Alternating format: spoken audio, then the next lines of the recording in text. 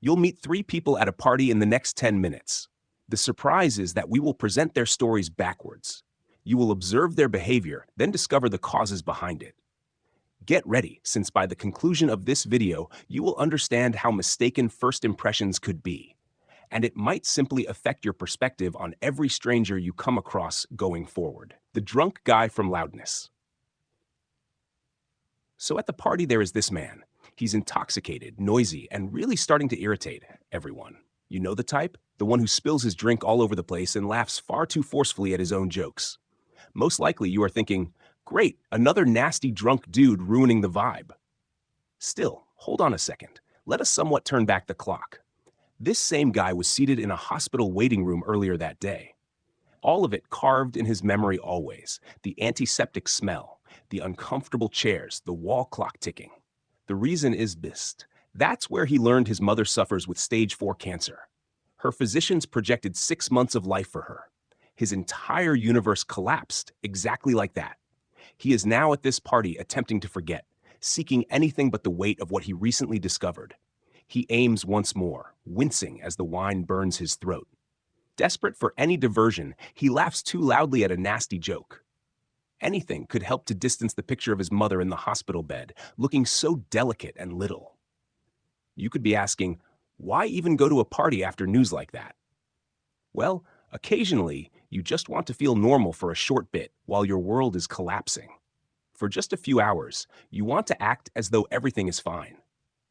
He so attempts to lose himself in the commotion and the crowd, and smiles in a way that does not quite reach his eyes. His eyes close and he sees those scans on the doctor's screen each time. Every quiet time he hears his mother's voice breaking as she strives to be strong for him. He thus never stops talking, keeps drinking, keeps moving, since stopping makes everything real once more. The truth is that the man you believe to be an annoying drunk is a son fearing loss of his mother. His whole destiny was just rewritten in the course of a 15-minute doctor's visit. He's someone who is desperately attempting to keep things together when everything inside of him is disintegrating. So perhaps stop before you criticize someone behaving out at a party the next time. What if I knew their story, you might wonder? Because there is always more underway than what first greets us. Every person you come across is battling something you know nothing about. Still, let's turn now to the next guest at this celebration. Still, take in mind this guy's narrative. It could affect your impressions of the remainder of these people, as well as possibly your impressions of strangers in your own life.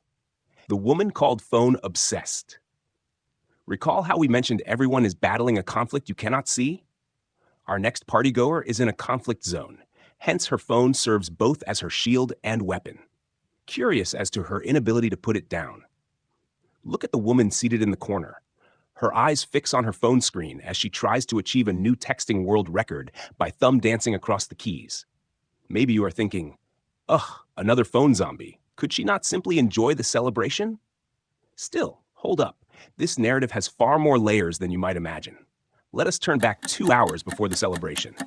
Just wrapping up at work, this woman, let's call her Sarah, gets her phone beep.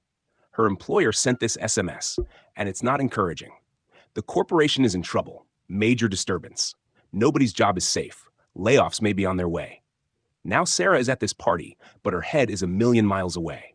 She is not surfing Instagram or sharing selfies. No, she is refreshing her work email every 30 seconds and waiting for word that might alter her whole existence. Will this serve as her unemployment notification? That all her diligence and extended hours amounted to nothing?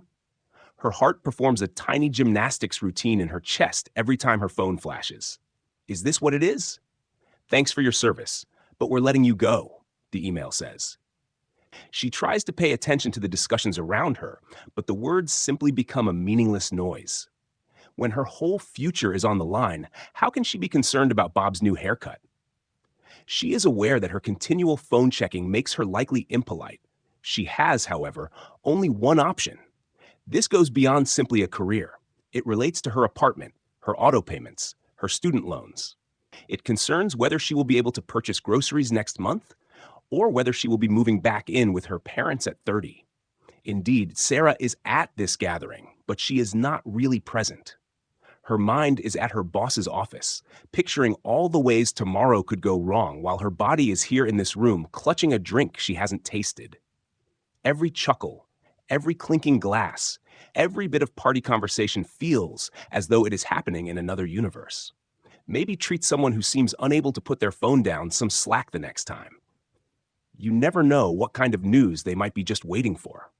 In their hand, that tool, it could simply be the thread they are clinging to, their lifeline toward a future. Sometimes the most crucial social thing you might be doing at a party is really acting antisocial.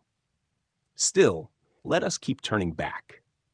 See how your first impressions start to fall apart as we remove the layers on every guest at this party, right? It's kind of crazy how much a small context can alter everything. Still, we're not done removing the layers on this party. Trust me, there are still more tales to find that will cause you to reconsider first sight judgment of people. The party's life. Recall how I mentioned these stories might cause you to rethink your assessment of people? Get ready for the last test then. The person you least would think to be handling a problem is going to show that occasionally the most brilliant grin covers the most intense suffering. Present here is our party host, Jessica. She is the one whirling about the room carrying a tray of beverages to ensure everyone's glass is full and the music is exactly perfect. Most likely, you are thinking, wow, she is so organized. Her life is ideal, I bet. The issue is, though, looks may be somewhat deceptive. Let us reverse to this morning. Holding her dad's hand, Jessica was seated in a doctor's office receiving word that would destroy their world. Alzheimer's with early onset. Her dad, who coached her in riding a bike, applauded the loudest at her college graduation. He is just 55. And now he could forget all the memories they had, living in a future. Jessica would have called off the celebration. You would think? Really? Who wants to host when your planet is disintegrating? The worst part is she almost did, then considered, when will I have a normal night again? She then chose to act as though everything was good for one more evening, dressing in her best clothes, flashing a smile. She's here now, preparing drinks with hands that want to shake and giggling at jokes she hardly hears. She feels a phony every time someone compliments her on the party. She is dying within, while everyone else is savoring their time of life. That man wanting still more beer? She questions whether her dad will still be able to use a can opener in 1 year. The couple twirling in the corner? She's considering how her parents might not be able to mark their next anniversary. Every happy moment she is surrounded with reminds her sharply of what she is about to lose. The real nasty thing, though, is none of them can tell. Not one guest at this party knows their hostess experienced the worst day of her life. If you listen closely, her chuckle may sound a little hollow. However, who is really listening? She's given a lifetime performance. The Oscar goes to the girl whose heart is tearing with every grin. How then does knowing all of this affect your view of the party? The inebriated man, the woman devoted to her phone, and now the hostess with the mostest? They are all engaged in conflicts none else can see. We seem to be all donning masks, disguising our own selves beneath a front of normalcy.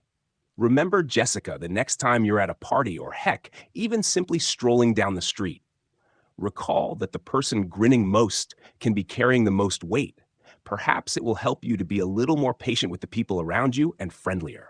Let's face it, even if we hide it, we are all juggling something. Knowing everyone's tale, then, would change things. Beautifully wild, right? You might hesitate twice before rolling your eyes at the noisy drunk man or becoming irate over the phone-obsessed woman. The truth is that every one of us is walking around carrying personal dramas, worries, and challenges.